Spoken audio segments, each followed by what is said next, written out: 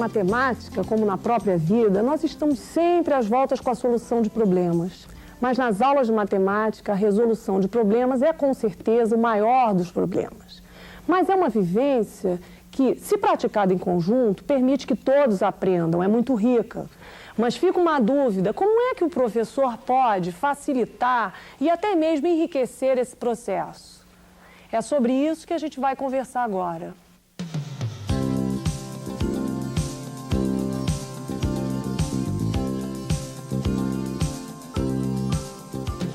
Vamos analisar um problema que pode ser resolvido por uma turma de terceira ou quarta série. Um barco precisa carregar 76 pessoas de uma margem a outra de um rio. As pessoas estão com pressa de atravessar o rio, mas o barco só pode carregar apenas 12 pessoas de cada vez.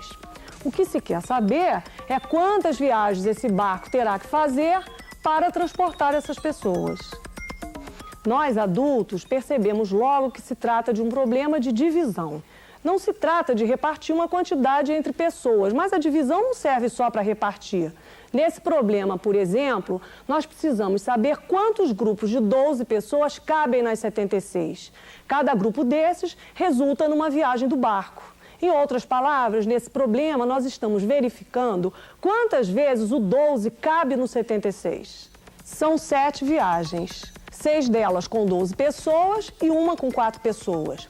O quantos 12 cabem em 76 é um outro significado da operação de divisão, diferente do significado habitual de repartir.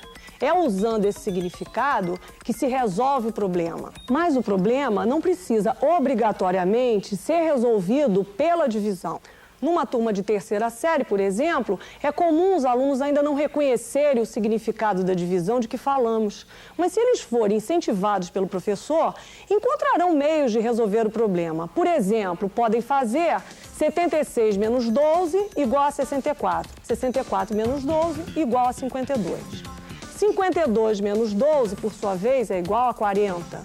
Cada 12 que tiram de 76 indica uma viagem. Esse problema foi dado numa terceira série em que os alunos tinham aprendido muito pouco sobre divisão. Vamos ver o que ocorreu. E aí, Tati, o que você resolveu fazer aí?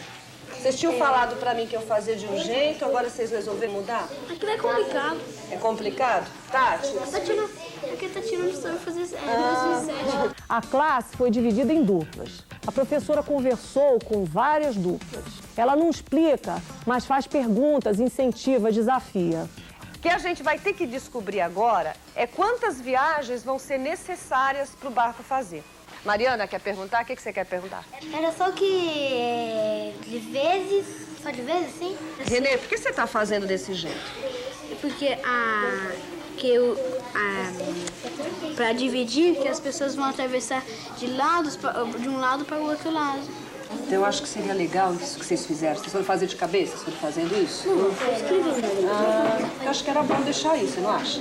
Note que não surgiram os processos descritos, surgiram outros. Essa criança fez grupos de 12 bolinhas para ver quantos desses grupos cabem em 76. Ela está pensando em dividir ou multiplicar, embora não tenha registrado cálculo algum. Vamos ver agora um momento interessante. A professora chama uma criança para explicar no quadro negro a resolução que ela fez. A gente andou aí pela sala e eu estava vendo que todo mundo encontrou uma forma de resolver, né?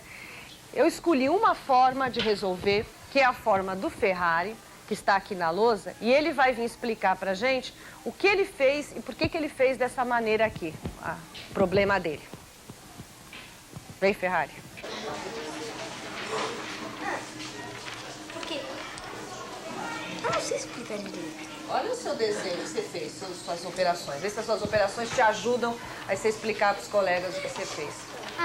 É que eu fui fazendo 76 dividido por 12. Daí, o barquinho. Tava lá. Ele foi... Aqui tava um monte de pessoa e aqui tava outro monte. Daí ele foi pegando. 12 daqui, levou pra lá. Voltou. 12 daqui, levou pra lá. Voltou. 12 daqui, levou pra lá. Daí eu fui fazendo 12 mais 12 que deu resultado. Aquele resultado mais 12 que vai dar outro resultado, mais 12. mais 12, mais 12, mais 12, daí deu 72. Mas, Ferrari, quantas pessoas a gente tinha lido no problema que precisavam atravessar? Ah, mas não dá mais pra pôr 72, não dá pra pôr mais 12, senão vai dar 84. Quantas pessoas, aqui, quantas pessoas tinham para atravessar no seu problema? 76. Com essa forma que você achou aqui, 72 pessoas 72 atravessaram. Agora. E agora, e essas outras pessoas aí? Agora 72, daí atravessou mais 4. Mais 4? Então, o total de viagens? 7. É? Quantas viagens? Essas 7 viagens têm o mesmo número de pessoas? Não. Como é que está dividida essas 6 viagens? Essas viagens todas? Tem o mesmo número, sim, porque só na última que leva só mais 4. Todos levam 12. Na última viagem vai levar essas 4 pessoas que ficaram. Nesse exemplo que você acabou de ver, o aluno raciocinou corretamente e registrou esse raciocínio de uma forma muito significativa, muito expressiva. Ele colocou numa mesma linha 12 mais 12 igual a 24, mais 12, 36, mais 12, 48 e assim por diante. Só que esse registro está em desacordo com as normas da matemática.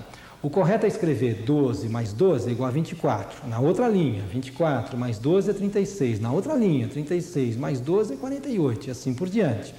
Só que isso é semelhante a um erro gramatical, algo que a gente vai corrigindo aos poucos, com o tempo.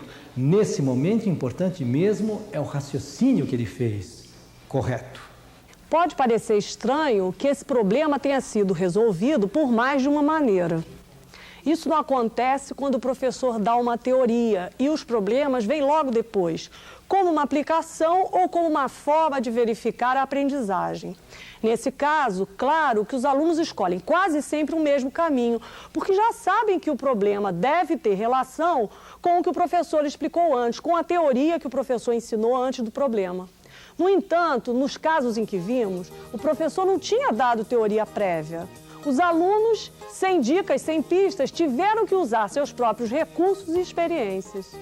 Isso é muito importante no nosso trabalho, né? Nós temos que notar que os alunos raciocinaram, cada um a seu modo, porque o professor não coibiu. Muito pelo contrário, ele incentivou discretamente. E também porque depois cada um pôde mostrar como e o que pensou. E a oportunidade de expor o raciocínio é um incentivo para raciocinar, dizer como a gente pensou. Se eu tenho que pensar e guardar para mim mesmo, o que penso talvez não me interesse pensar. Por isso, o comportamento do professor pode contribuir bastante para a resolução dos problemas. E a professora que nós acabamos de ver agiu bastante bem.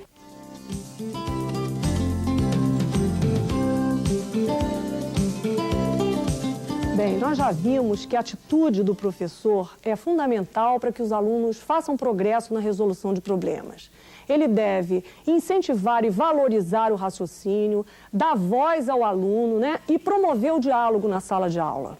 Mas há outros recursos para implementar a resolução de problemas. Quer ver um simples?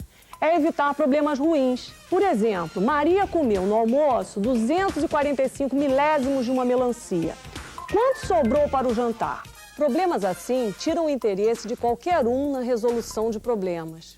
Se o professor quiser usar um problema assim para treinar, deve antes conversar com os alunos, permitir uma crítica do problema.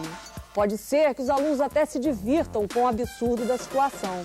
Se isso acontecer, então o problema pode ser interessante. Também, claro, desestimula o raciocínio do aluno o professor que resolve problemas modelo para os alunos e depois dá outros parecidos com aquele. Quem tem que pensar é o aluno. Seguindo modelos, o que acontece é que os alunos aprendem a decorar e não são incentivados a raciocinar. Vamos acompanhar e ver com atenção esse outro trabalho em sala de aula? Então agora a Débora, que é o caixa do nosso shopping, vai explicar pra gente qual é a função do caixa no momento da compra e da venda. Eu acho que o caixa tem que ter muita responsabilidade para dar o troco certo e também para contar os dinheiros. Obrigada, eu vou sempre. E ele também tem que ter uma função muito grande, saber muito bem matemática.